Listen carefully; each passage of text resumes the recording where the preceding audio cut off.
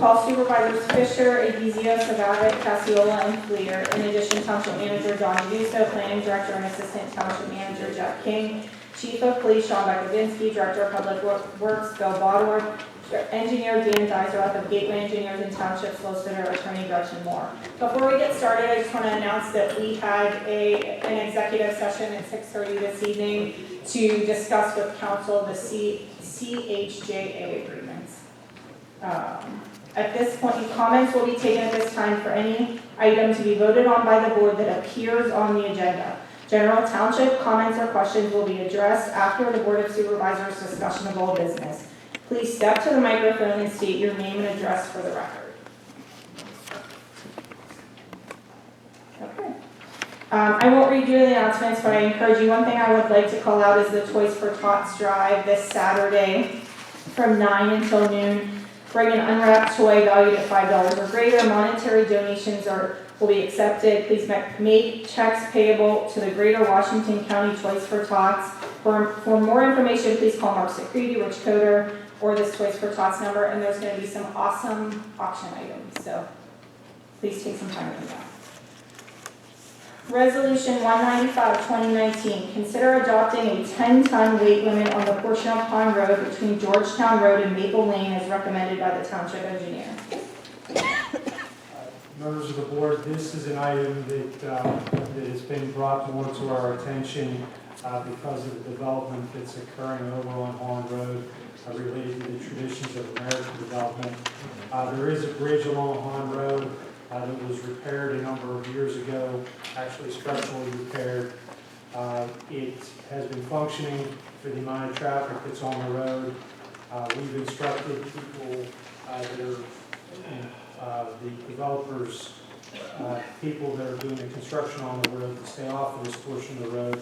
But we think it would be prudent just to sign and weight limit this portion of the road, just that everybody is aware of the issue and that there's no question that they should not be passing this portion of the road with heavy traffic.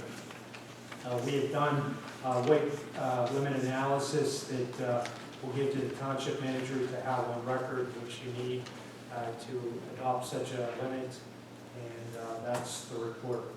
I would advise, and I've talked to Dawn about this, that future capital budget include some money to replace this with a box culvert because it is a portion of the township that appears is now going to be developed more with these houses that are going to go in the traditions of American development and other property over in that area that would be looking to come back to get on to 79 via Holland Road. And Bill's improved most of the other portion of the road, paved it, so that's our recommendation. Is there a second? All those in favor signify by saying aye. Aye. Got this part. 196, 2019, consider application for payment to and final for the work completed to date for the Contract A 2019 Pavement Maintenance Program milling and paving in the amount of $23,716.70 to Youngblood Paving as recommended by the Township Engineer. Thank you. This is payments to clean up the closeout for Contract A, which is our liquid fuels contract. All the work has been completed, and they've addressed all the punch list items, and we're making a recommendation for payment based on that. Do I have a motion? I'll make a motion. Do I have a second? Second. All those in favor signify by saying aye. Aye. 197, 2019, consider application for payment number 1 and final for the work completed for the Contract D 2019 Pavement Maintenance Program fiber reinforced seal coat in the amount of $49,520 to Russell Standard as recommended by the Township Engineer. Thank you. This is the project that was done over at the South Point development on Town Center Way and the adjacent streets. So Consul Drive. That's a little bit of time for Russell Standard to get their paperwork finalized, but we'll recommend the payment. Do I have a motion? I'll make a motion. Do I have a second? Second. All those in favor signify by saying aye. Aye. Can I say something on this? Yeah, come on. Joe, we talked the other day with, when I went up there that if they're not sealed the same year, That we're not gonna sell them anymore? Yes. Correct. Okay. Thanks, Mark. 198/2019, consider the final invoice for the work completed to repair a storm sewer and inlet in Town Center Way in the amount of $12,500 to Stewart Contracting as recommended by the Township Engineer. Yes, this was to fix that larger diameter storm sewer that was right there in the roundabout of Town Center Way that had to collapse. Sewer fixed the sewer, and then the electrician put the pole, public works put the pole back up and is re-energizing the lights. So all the works were completed and we're satisfied. All right, do I have a motion? I make a motion. Second. All those in favor signify by saying aye. Aye. 5-0.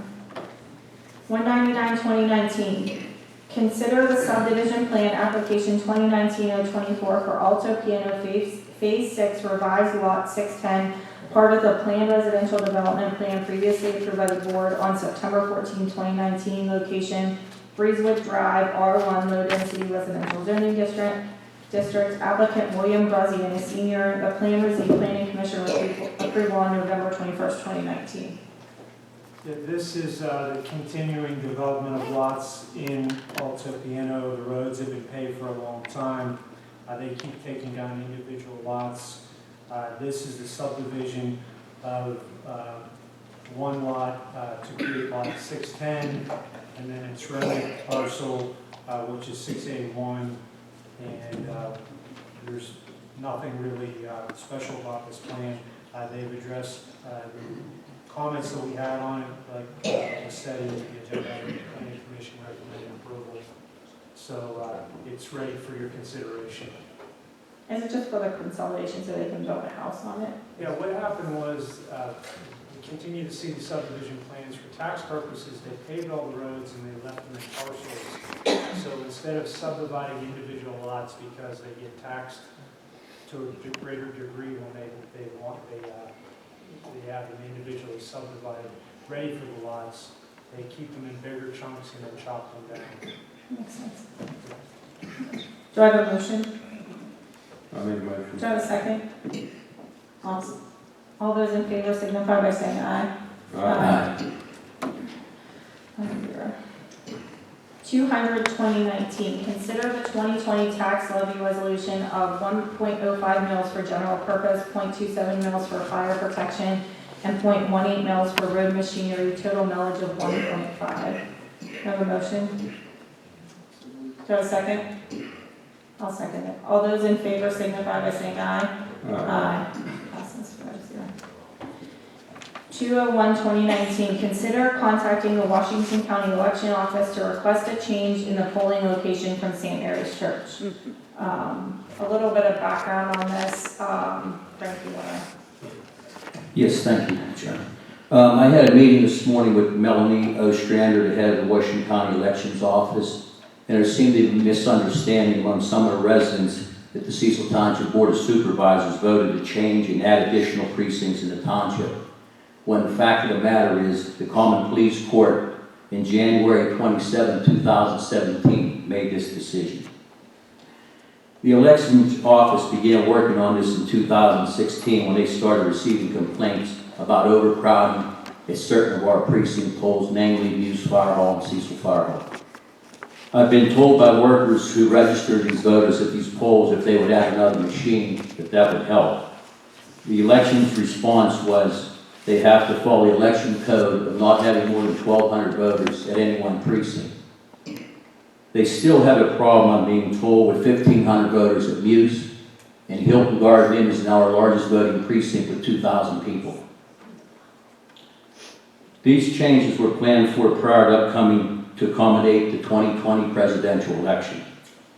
Being we are in the middle of the census year, these boundary redistricting lines cannot be changed. However, we can petition the elections office to close the voting precinct at St. Mary's Church, provided we find another voting precinct that has to be handicap accessible. The parking has to be good. There's 3 other criteria we would have to meet.